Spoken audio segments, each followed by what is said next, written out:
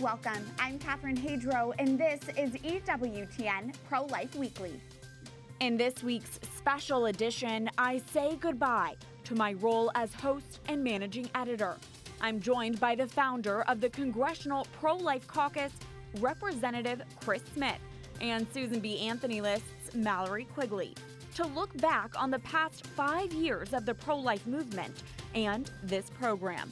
And during what is a historic time for the movement, we also look ahead to what is next with the founder of the Senate Pro-Life Caucus, Senator Steve Daines, and EWTN News Nightly's own White House correspondent, Owen Jensen. Plus, I share my own personal reflection as EWTN Pro-Life Weekly prepares for a new season and I prepare for a new role.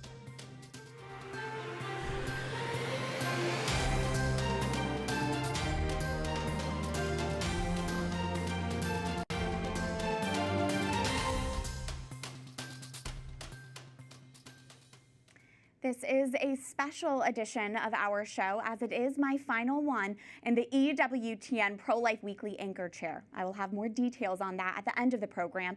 But as we begin here this week, we first want to look back on the 5 years since this show launched and all the history that's happened in the pro-life movement. Welcome to our special edition of EWTN Pro-Life Weekly.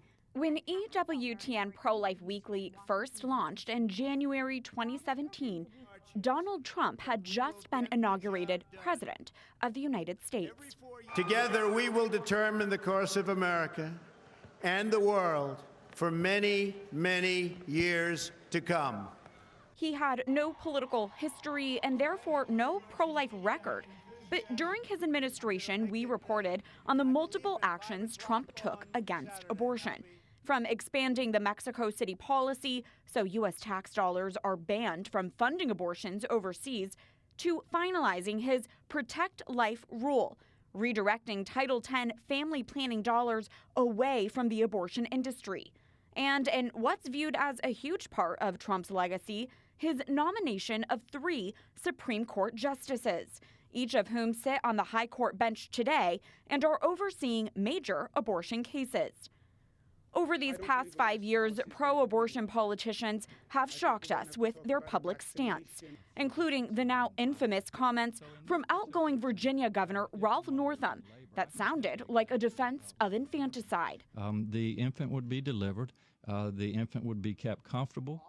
We've reported on what's a major story for American Catholicism today, the inauguration of President Joe Biden. This is America's day. This is democracy's day. Biden is only the nation's 2nd Catholic president, but his actions on abortion contradict church teaching and stir up debate among U.S. bishops on how the church should respond. We're no longer talking about abortion being a choice, but we're talking about it being a right. So we need to speak again to this. From the political and pastoral to Planned Parenthood shakeups. I'm announcing that I will be stepping down from my position as president of Planned Parenthood. EWTN Pro-Life Weekly has tracked the turnover in leadership within the abortion industry. From Cecile Richards' departure as Planned Parenthood president to Dr. Lena Wynn's firing to today's president, Alexis McGill Johnson. And I'm now honored to be joined in our studio by U.S. Representative Chris Smith of New Jersey. He's the founding chair of the Congressional Pro-Life Caucus. And we're also joined by an EWTN Pro-Life Weekly regular and favorite, Mallory Quigley, the Vice President of Communications for the Susan B. Anthony List.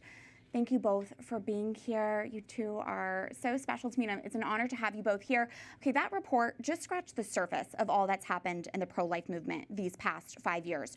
Are there other moments that have stood out to you that you also seem are significant? Well, we've had some of the most epic battles for life over the last 5 years. Donald Trump really was the most pro-life president we have ever had. He filled his bureaucracy with men and women of tremendous integrity, like Azar, the Secretary of Health and Human Services, the Secretary of State Pompeo, men and women who pushed the pro-life issue. And the contrarian situation now is that Joe Biden is the abortion president, Everything he does is litmus tested to ensure that abortion is promoted. Some people say, oh, he just has a position. He's, no, he has weaponized the entire executive branch, all the bureaucracies, all of our embassies all over the world, and of course the money, which he has now put billions of dollars into the promotion of abortion, and he wants to eviscerate the Hyde Amendment and every other pro-life rider, including my own, that I offered back in 1983 to preclude funding under the Federal Employees Health Benefits Program. And just so our viewers know, you've been in Congress for 41 years, yes, so the perspective you bring is so insightful. Mallory, did you have anything you wanted to add to that? And when it comes to the Trump administration, what do you think that pro-life legacy will be? Absolutely. Well, just to underscore Congressman Smith's point, the most pro-life president in our nation's history, the legacy of the not only the Supreme Court, but the lower branches, the lower courts, all the influence he's had there, and setting a standard for future pro-life administrations. The Mexico City policy, the Protect Life rule, all of those things, the expansion of them, and the way that President Trump and Vice President Pence put pro-life people at every level of their government, that is a roadmap for future pro-life presidents. The bar has been set very high. The first 4 years of this program were under the Trump administration. This past year, it's been under the Biden administration. Can we speak about so far what he's done, and has he just undone everything the Trump administration has done? Well, he did a lot by executive order. The Mexico City policy, first announced by President Ronald Reagan during a UN population conference in Mexico City, hence its name, said that we're not going to provide money to foreign non-governmental organizations to promote and perform abortion on demand. It has been a serious inhibitor of the promotion of abortion in Latin America, Africa, and elsewhere. I was the one who recommended that the Trump administration expand it not just to population money, which is about $500 million, to all global health, which is about $9 billion, and he did it.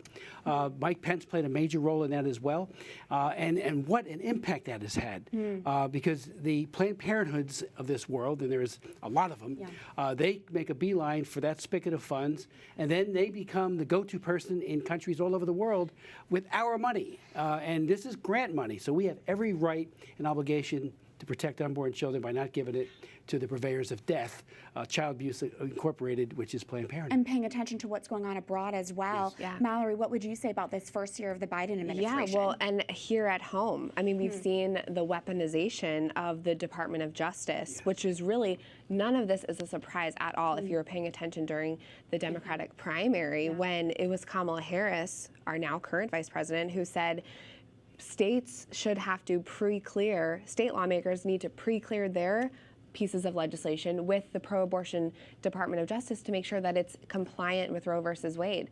They've just shown, they told us, this current administration, of their willingness to overstep the system of government that our founders created, the system of checks and balances, in order to advance a pro-abortion agenda. So sadly, it's not a surprise, and it has been discouraging, especially coming off of 4 pro-life years. And here we are today. We just had that Dobbs abortion Supreme Court case. I know you've been involved in the pro-life movement since before Roe v. Wade. Now we might see the end of it. What led us to this moment? Well, I think first and foremost, prayer.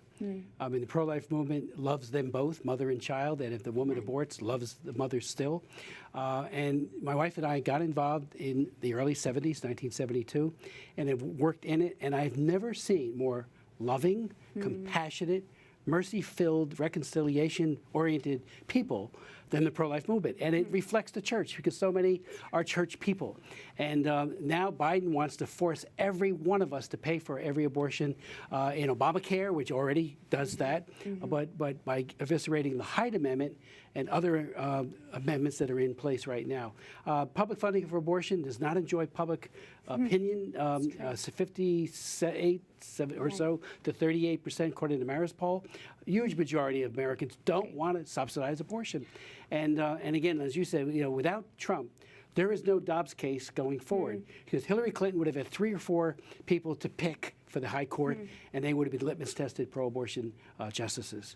Mallory, anything you want to add to that? What led up to this Dobbs case being heard in this moment? Yeah, well, the fruit of the political action on the part of the pro-life movement, as the congressman was saying, to get this president elected, a pro-life Senate to to confirm the judges that he appointed, and of course, what's happening, the groundswell of pro-life legislation at the state level, which is a continuation of just this explosion of pro-life laws over the last 10 years.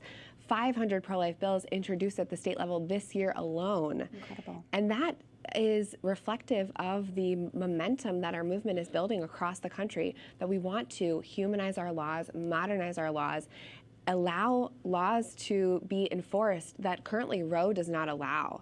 So to be at the cusp of this change with this landmark Supreme Court case is really exciting and an encouraging time. Catherine, can I do a shout out to all of the, and soon-to-be Anthony wisely had as their legislator of the year, Mitch McConnell a few years back. And I was there. His speech was magnificent because he is the one who ensured that judge and 3 justices got through the United States Senate. No easy task. He's brilliant. I think he did so he's an unsung hero for the pro-life movement, and you guys wisely recognized that and gave him your top award. Well, and I also just want to honor you both. It's an honor to have you both on my last program as host here. You two are incredible leaders, and I also just want to. Catherine, you're an incredible leader. No, thank you for really, saying that. you inform, you motivate. Every time your show's on, and we see it. It's very positive. Thank you for paving the way. And I also want to ask our viewers to keep Mallory in prayer. She's getting married at the end of this month. Let's ask for the intercession of Our Lady of Guadalupe for her and her fiancé, Mike. Thank you. God bless you both, Mallory, Congressman Smith. Thank you, Catherine. Thank you. Coming up, we're next joined in this studio by Senator Steve Daines of Montana and Owen Jensen, our White House correspondent for EWTN News Nightly, as we look ahead to what is next for the pro-life movement.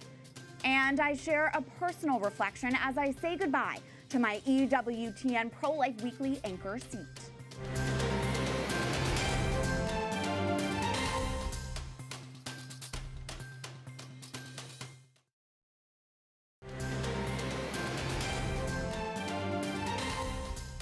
Welcome back to EWTN Pro-Life Weekly. I'm Catherine Hadro, and this is a special edition of the show as this is my final one in this anchor chair. As this show prepares for a new season, a new year, and a new host, the pro-life future is looking bright. We take a look now at the pro-life momentum and what's ahead.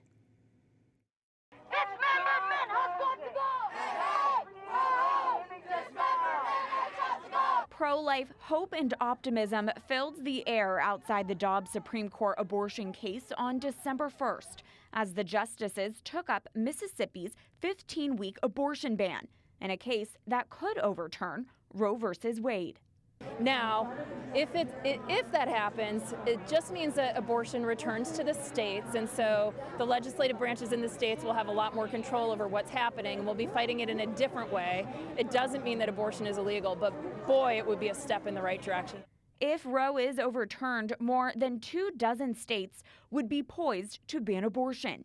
In reaction to that possible future, abortion facilities in California last week revealed a plan to make the Golden State a, quote, sanctuary for people in other states seeking abortions, including possibly paying for their travel, lodging, and procedure.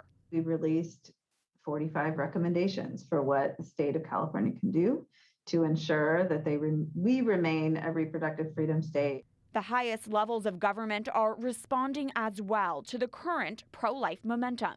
Vice President Kamala Harris last week responded to the Supreme Court upholding Texas's heartbeat abortion ban. A woman's right to make decisions about her own body is non-negotiable.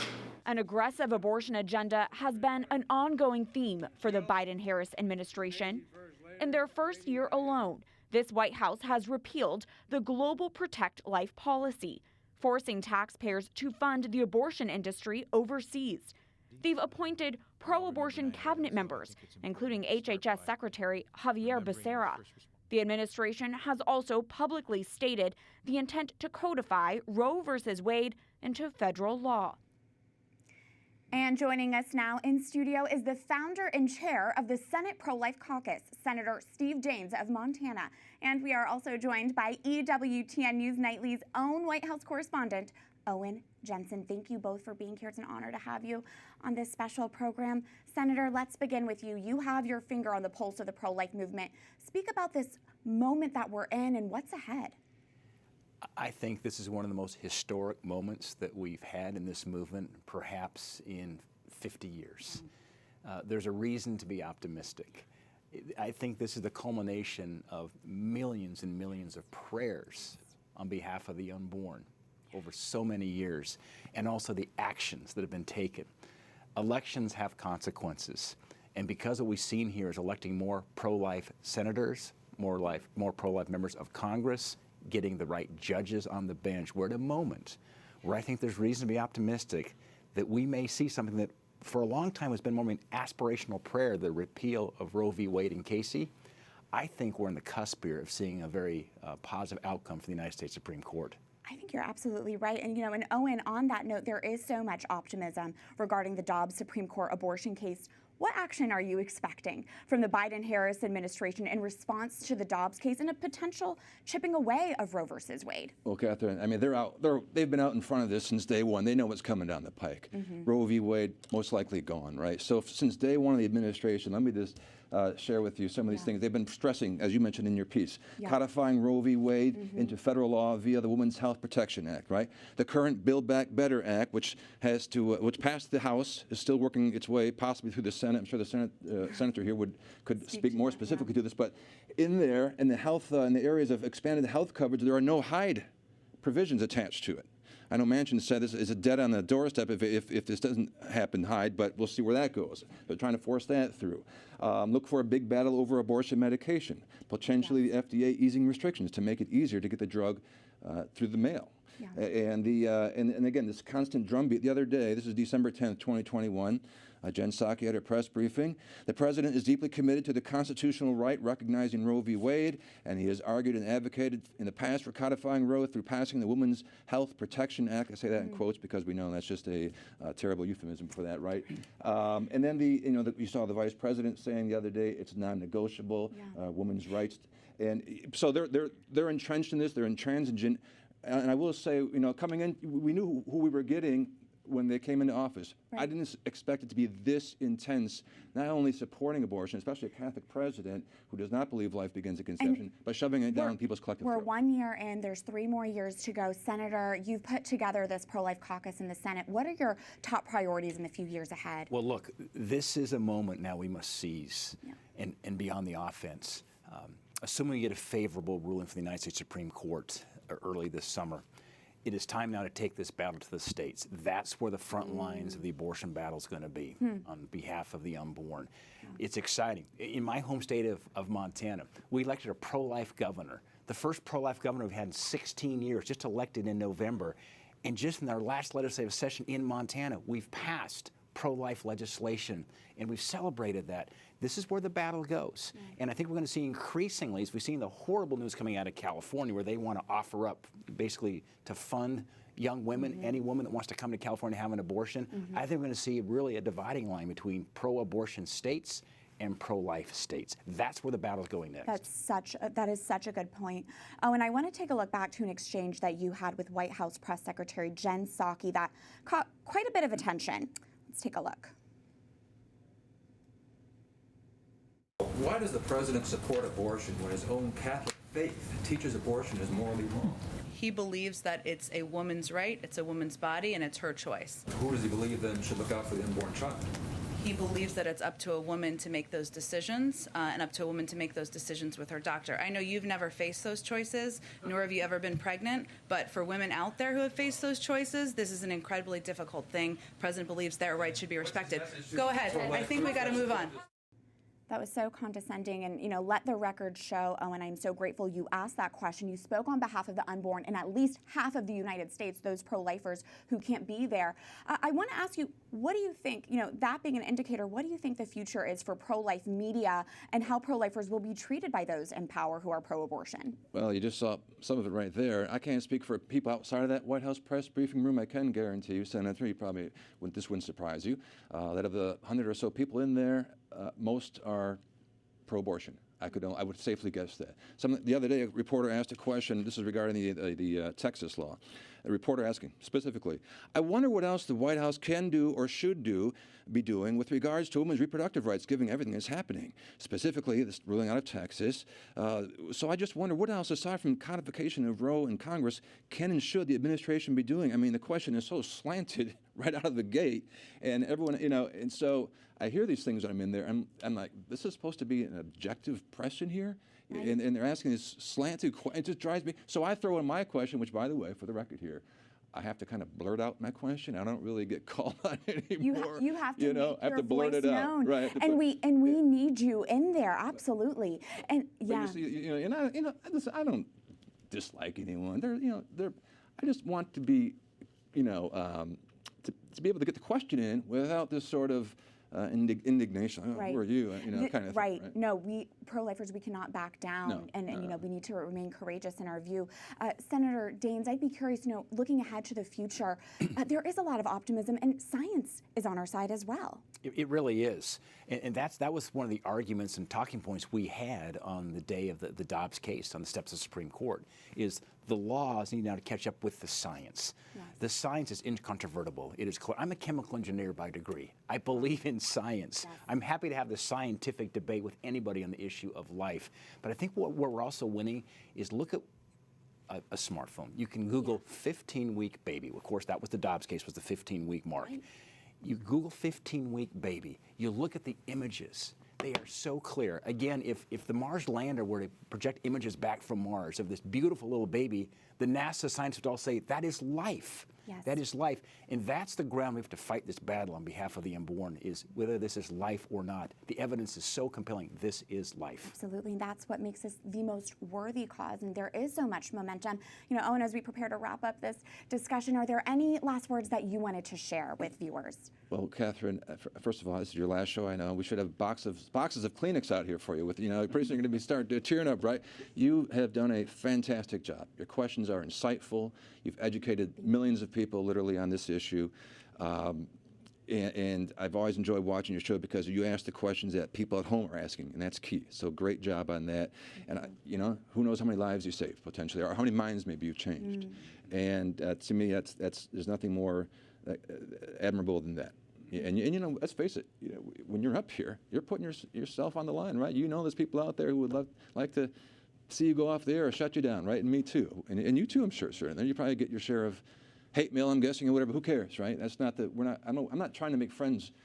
I'm trying to spread the EWTN message of preserving the dignity of life. Mother Angelica's message. And I think that's what you're doing day after day. And by the way, real quick, I'd love to see Mother Angelica if she could end that press briefing. Oh, oh my goodness. Well, we need to, it's our work. We need to continue on with her mission. Absolutely. And before we go here, Catherine, real quick here, 241 shows, and we put a little something together. I didn't put it together, but the editors and producers put a little something together for you to watch on your very last show, and roll it away. Oh my goodness. When I think back to the very first conversations that I had 5 years ago with Catherine about the concept for Pro-Life Weekly, I remember how she immediately understood the potential for the show and the impact that it could make in the pro-life arena. It's been wonderful to see that take shape under Catherine's leadership and to see EWTN Pro-Life Weekly become such an important and impactful voice on the issue of life in our culture. I'm very grateful to Catherine for the incredible work she's done over the years. And I'm excited for us to continue to build on that foundation. And while Catherine is stepping away from the show, I'm happy that we'll continue to benefit from her talents in her new role as an EWTN News contributor.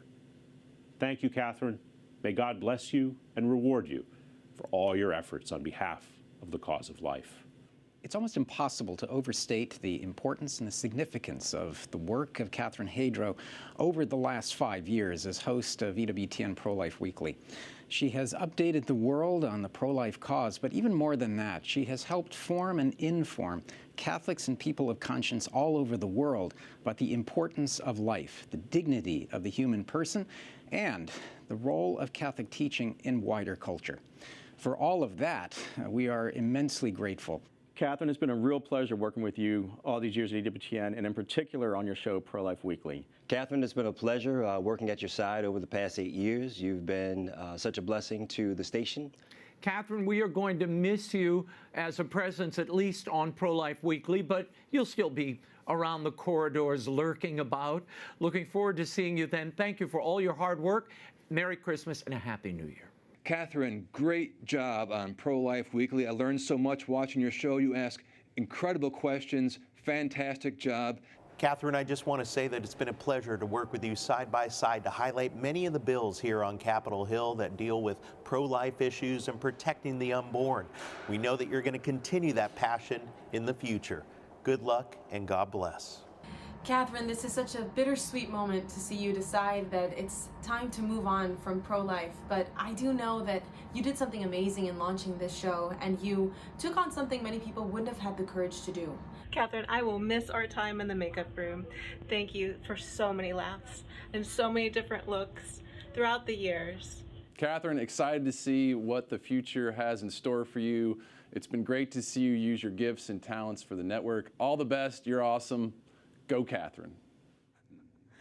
Oh my goodness. Well, I told you we don't needed even know cleaners. how to respond to that, but I'm so moved, and I'm just grateful for this team, and I'm honored to have you both here. You two are significant leaders in the pro-life movement as well in your own ways. Senator Steve Daines, Owen, Jensen, thank you so much. It's great to have you on this last You will program. be missed, and God bless you, Oh, Catherine. thank Absolutely, you, God sir. bless. Absolutely. Yes. Oh, well, we'll stay in touch. We'll stay in touch. God bless you both. right. Thank you so much. And okay, now it's my turn to share my gratitude to this incredible team, because let me tell you, this show would not be possible without the people you just heard from. I have known much of this crew for about 9 years now, since I was 22 years old, and they have become family, my honorary big brothers, sisters, uncles. God has blessed me abundantly here with this team, with this opportunity, with the incredible guests and viewers I've met along the way. When I first accepted this job, I was 25 years old. My last name was still Zeltzner. I was still just dating my now husband. It's not lost on me the opportunity I was given then, and that for the past 5 years, I've had a global platform as a young Catholic pro-life woman, and I had the freedom to speak out, to share my opinions, to ask questions I wanted, and most importantly, to amplify truth on the life cause. There is no more worthy cause than this. And just because I won't be this show's host doesn't mean I won't still be involved in the movement. You, the viewers, know best that there are many ways to advance the pro-life cause and to affirm life. But in full transparency with you, my loyal viewers, I feel with great clarity and conviction right now that God is asking me to step aside, to pass on this role to someone else, and to serve Him in other ways. It's time. I'm going to miss being in this seat like crazy, but I have peace with this decision. And in case you are wondering, yes, of course, the show is going to continue, and I cannot wait for you to meet your new host in the new year. The pro-life cause is at a critical point right now. It's at the center, as we've been discussing here on the show, it's at the center of national conversation, as we may soon see Roe versus Wade overturned. So do not worry, this show and this mission is not going anywhere, and I'm grateful to say I will still be around here as well, serving the network in a new role as an EWTN News contributor. You will still see me pop up on this television screen from time to time and at various events, and I'm looking forward to staying connected. You can always find my updates at CatherineHadro.com or on my social media. Let's please stay connected. But for now, that does it for this special edition of EWTN Pro-Life Weekly. Until next time, we'd love to hear from you. Find us on social media at EWTN Pro-Life on all social media platforms, Twitter, Facebook, Instagram. We're there.